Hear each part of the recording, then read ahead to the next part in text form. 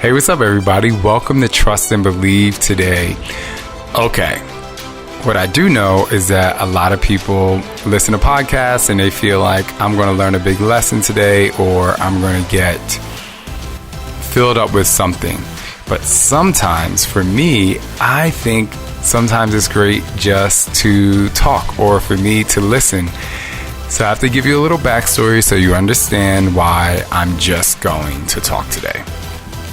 When I listen to podcasts, sometimes I love the host's personality so much. I kind of just want to be like, well, what's going on in your life for real? And, I get on here and, I research some things and I love talking about things that are important in my life or maybe that is bothering me and it's moving me to talk about something. But I said to myself today, I said, while I have all these other topics and things to talk about, I was like, let me just talk to my people and just be less of Shaun T and Shaun Blokker today and be like, hey y'all, what's up? Like, I called you on the phone and this is what's going on in my life. And hopefully it'll bring us closer together. Now, I know that I can't hear you talk back. However, what I do want you guys to do is constantly messages in the comments or leave a review, or especially on my Instagram page, because I get to actually see how you feel about some of the things that are going on in my life and what I'm talking about. So anyway, this is going to be a very chill phone call like podcast with your boy Shaun T, and I'm so excited to be talking to you today. Get ready to trust and believe in the realness. Somebody say hell yeah! No. What's up? He's better than Oprah. Come on, y'all. This is Shaun T, and it's time to trust and believe.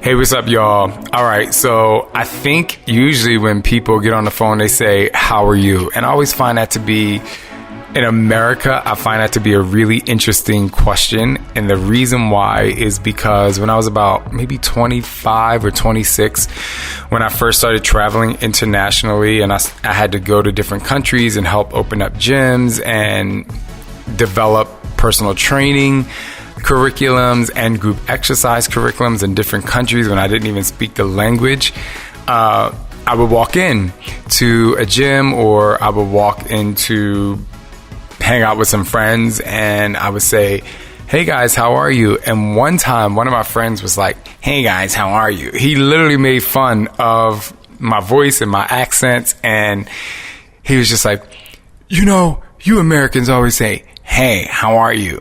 But you don't really care how people are doing. And I was like, whoa, dude, like, calm down. I was like, damn. But then I sat back and I thought to myself, I was like, well, he's kind of right. When you walk into a store, you're like, how are you?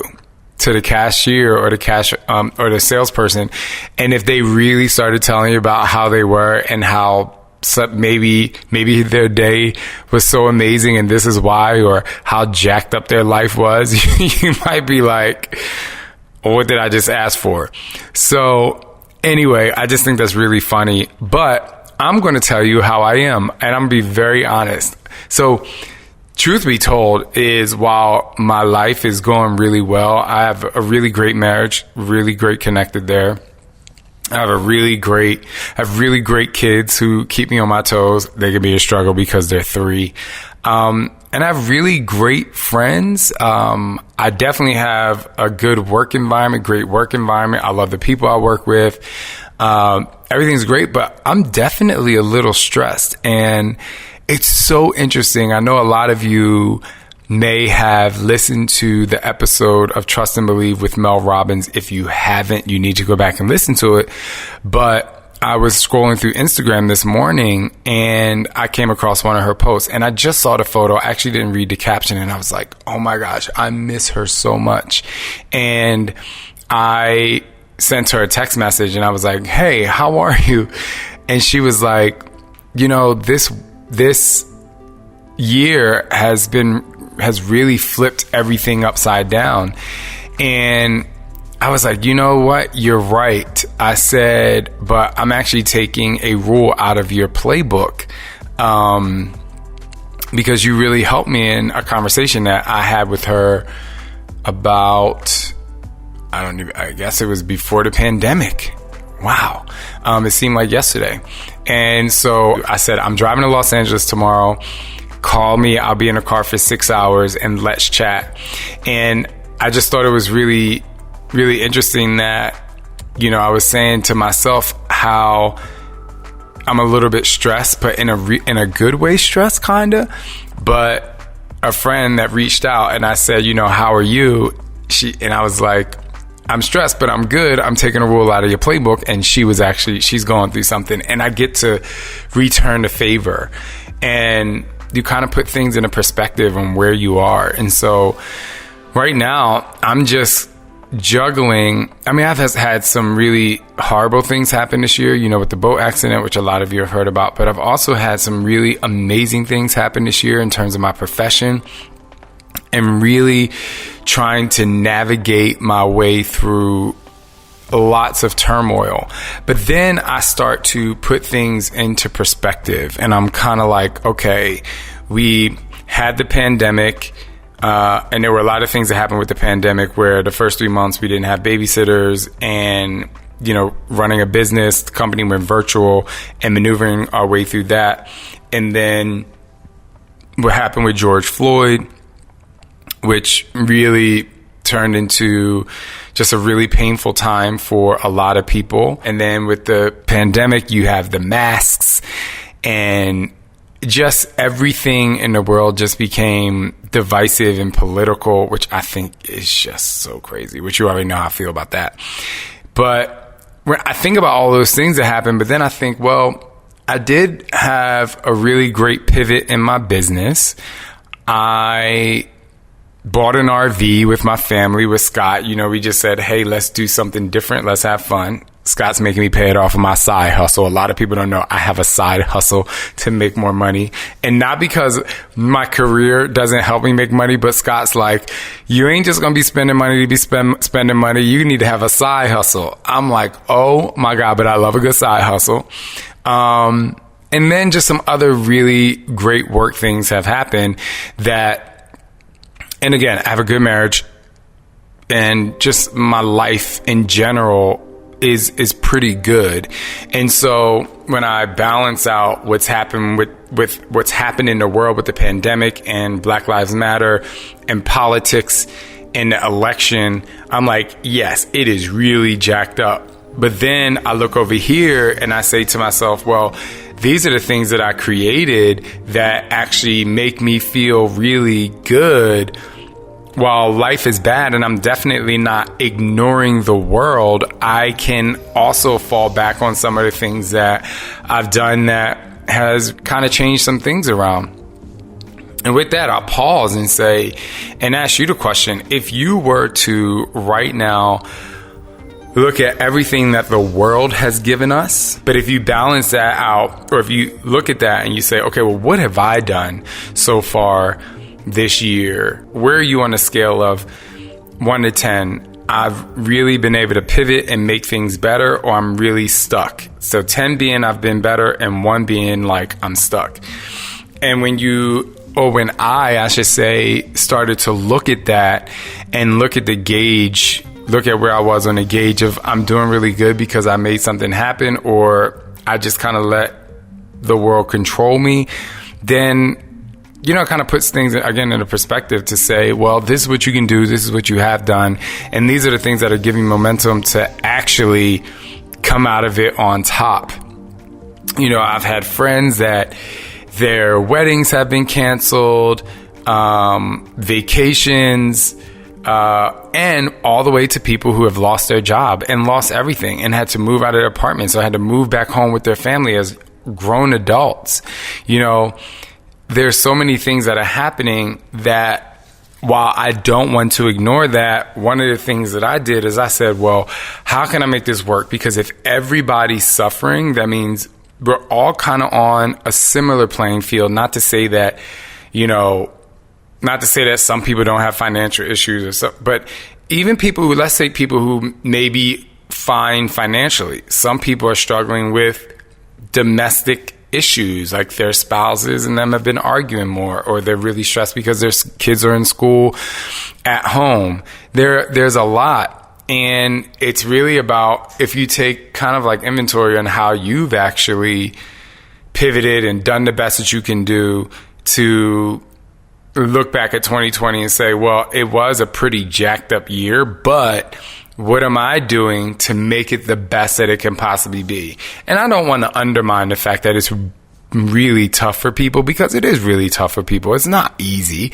But I also don't want to get rid of the fact that you have a tremendous amount of creativity and you're really strong-minded people out there. If you jumped in water and you put your head underwater, or if you jumped in a pool and you're like, I'm going to hold my breath as long as I can, you're going to hold your breath as long as you can until you swim to the top and you're able to breathe. You're not going to stay under there, right? When you can't breathe anymore, when you start to lose oxygen. And that's what I want you to think about, how you're going to continue to go through this year and how you're going to come out on top again is, you know, there are certain situations that keep us underwater, but at the end of the day, we have control of when we want to like swim to the top and how bad we want to really breathe in that good air, right? So I say all that to say that's really what's happening in my life at the moment, by way of being able to constantly look at what my day looks like, where the stress level is, and what I need to do to make it the best that I can possibly make it. I think a lot of you may be in my Dig Deeper Nation group on Facebook, or obviously you're here on YouTube, and I have YouTube workouts and Facebook workouts. And what I've been doing every morning so far over the few last week or so is starting out the morning doing 10-minute workouts with either people I'm working with or my team, because I just think just starting out the day moving, and it doesn't really count as a workout, even though it's hard as hell, and those workouts are really tough. Make sure you look at them on YouTube or Facebook, my workout playlist. But there was something where I said, when people move and they sweat and they feel good and they come together, you really are able to change the dynamic and what it is that you're doing and how your day is going to go. And I really enjoyed that. I used to teach 19 classes a week, and teaching group exercise to me is very easy, to the point where it's just fun. Now, I don't necessarily want to go back to teaching 20 classes a week, but group fitness as exercise in general has really, it saved my life and it changed my life. And so I figure if that's something that I can start my day out doing, then I'm probably going to be in a good space. And so that's the next thing I want to ask you. If you could start your day out doing the one thing that's really going to make you better. Now, what I want to do for a second is eliminate what people tell you to do, like meditation. Eliminate exercise for a second. I just want you to have a clean slate and not be persuaded by, my views or what I do. And if you had a magic wand and you could say, I can start my day out doing X and I would feel incredible, what would it be? Some people would say sex, some people would say working out, some people would say meditation, some people would say eating, some people would say calling my husband or wife who's in the military. What is that one thing that you think would just really start your day out making you feel great? And I say, once you answer that question, is make that a reality. Make it happen as best you can. Most of the things that we love to do, or we can find things that we love to do that don't require money, doesn't require traveling anywhere, maybe going outside. But find that one thing that you can do every morning that makes you really happy. For me, I love seeing my kids wake up. Like, there are so many things that really help you shape the day. Last but not least, one of my favorite things is to have coffee. And what I used to do is get up early in the morning and I would go have coffee by myself, and then I would, come back upstairs so that I can be with Scott and my kids. But when I get back, one of the things that I'm going to do is get up around 6:15 now and have my coffee at 6:20 and turn on. I love I don't like watching like CNN or Fox News in the morning, but I love Morning Express on HLN because it just kind of flips around and it's fun. And I have my coffee on and I get to see my friend Melissa Knowles on there. And I don't know. It's just something I was just like, I was just asking you guys to figure out what it is that you should do in the morning to make you happy. And for me, it is having coffee alone and having my alone time. So, find that one thing that's going to make you feel really great in the morning. And hopefully it will help you start your day off and just be a little bit better. Some other things that I want to do, and I think I've said this before, I've really been thinking about what I can try and make happen that maybe takes a little bit of money and a little time and a little planning. And I really miss my friends. I'm not even gonna get like super emotional. I really, really miss my friends. I do pretty well with not seeing my friends because I think most of my friends I either see on the phone or I talk to a lot or we text or whatever. But COVID, just not being allowed to see my friends has really created kind of a void in my heart. And so when we were sitting here at the Transformation Center today working, I posed a question to the team. I said, I was on a scale of 1 to 10, how much do you miss going to New York City? 10 being like, I miss it so much I can't take it, like it's annoying. And 1 being like, I don't miss it that much. Now, for you, it could be Mexico. It could be going to your mom's house in Mississippi. It could be going to an amusement park. But I'd pose that next question to you on a scale of 1 to 10. How much do you miss that thing that you love that will take some money and will take some time? Anyway, you probably want to know my answer. My answer for going to New York, well, listen, I'll tell you that after the break because, I got to give y'all some info. We'll be right back. All right, I'm back. I know you're so interested on how much I miss New York City. But for me, it's funny. We were sitting at the table and Chip said 11 and Sam said a 10. I miss going to New York. And I said a 12. And Scott immediately was like, you can only use 10 because nothing's more than 100%. I always say that. I was like, there's no such thing as 120%. 100% or nothing. But anyway, and Scott said a 3. And I forgot to ask Scott, well, what is that one place? But anyway, I will tell you this. I know what that one place is for him. And it's vacation and it's flying. And Scott is someone that takes COVID very seriously. But we are going to go to Mexico for 5 days and to all-inclusive. And we do know that they practice good social distancing. And, they have their whole plans on. And we're going to wear our little mask on the plane. But I know it's just one of those things where, listen, we got to do it. We're going to get our little COVID test. We're going to do the whole 9. But, that takes some planning and it's really scary, because we have been taking COVID very seriously and we have kids.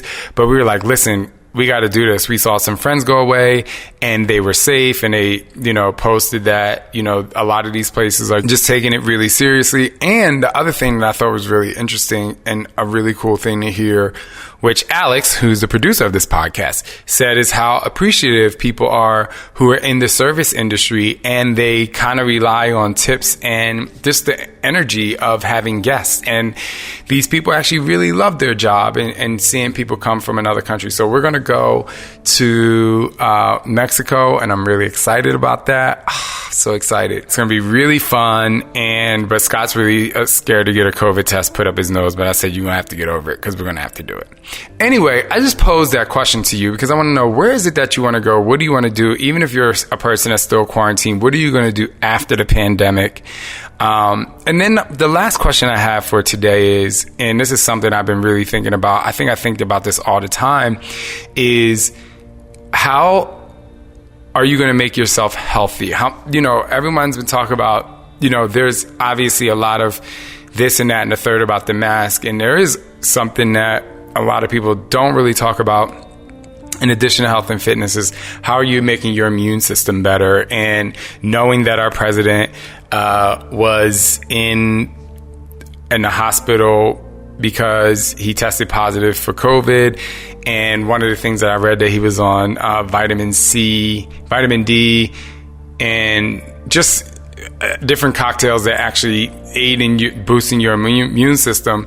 it just made me think, because a lot of people were posting about it, what are you doing to better your immune system in addition to bettering your fitness or your abs, right?